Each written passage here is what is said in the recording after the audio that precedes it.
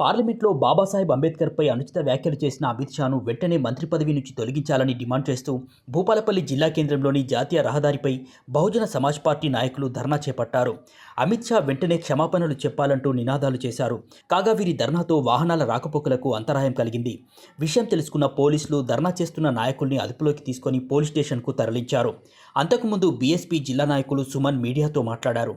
ఈ కార్యక్రమంలో పార్టీ నాయకులు, ఎంఆర్పీఎస్ నాయకులు పాల్గొన్నారు.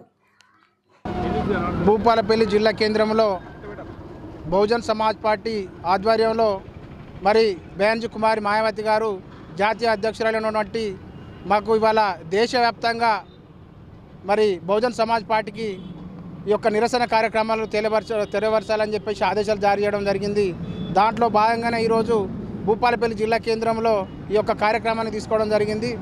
దేనికోసం అని చెప్పేసి అంటే మొన్న పార్లమెంట్లో మరి కేంద్ర మంత్రిగా ఉన్నటువంటి అమిత్ షా గారు మరి డాక్టర్ బిఆర్ బాబాసాహెబ్ అంబేద్కర్ అయినటువంటి భారత రాజ్యాంగ నిర్మాత అయినటువంటి ప్రపంచ మేధావైనటువంటి అంత గొప్ప స్థాయి వ్యక్తిని పట్టుకొని ఆయన అవమానపరుస్తూ మాట్లాడిన మాటలకు ఆ యొక్క తీరును నిరసిస్తూ ఈరోజు మరి భూపాలపల్లి జిల్లా కేంద్రంలో బహుజన్ సమాజ్ పార్టీ ఆధ్వర్యంలో మరి విద్యార్థి సంఘాల నాయకులు, అదేవిధంగా కుల సంఘాల నాయకులు, అదేవిధంగా పార్టీలకు అతీతంగా మరి విద్యార్థులందరూ కూడా స్వచ్ఛందంగా వచ్చి ఇవాళ మరి డాక్టర్ బిఆర్ బాబాసాహెబ్ అంబేద్కర్ గారిని అవమానించిన తీరును ఖండిస్తూ ఇవాళ అమిత్ షా గారిని మేము డిమాండ్ చేస్తూ ఉన్నాం.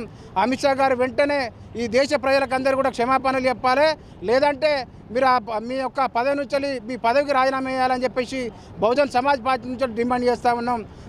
డాక్టర్ బిఆర్ అంబేద్కర్ పై మాట్లాడినటువంటి అనుచిత వాక్యాలు అయితే ఏదైతున్నాయో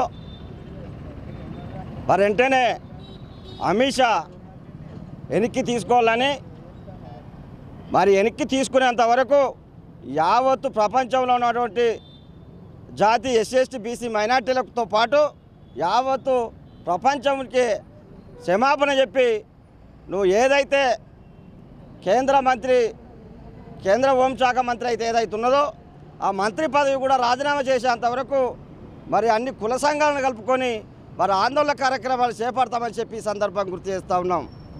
ఏదైతే దళిత సంఘాలు నువ్వు ఏ రోజైతే అనుచిత వాక్యాలు మాట్లాడినావో ఆ మాట్లాడిన రోజు నుంచి ఆందోళన కార్యక్రమాలు చేస్తూ ఉంటే కనీసానికి నింబకు నీరెత్తినట్టు మరి దున్నపోతు మీద వానబడ్డట్టు వ్యవహరిస్తూ ఉన్నావు.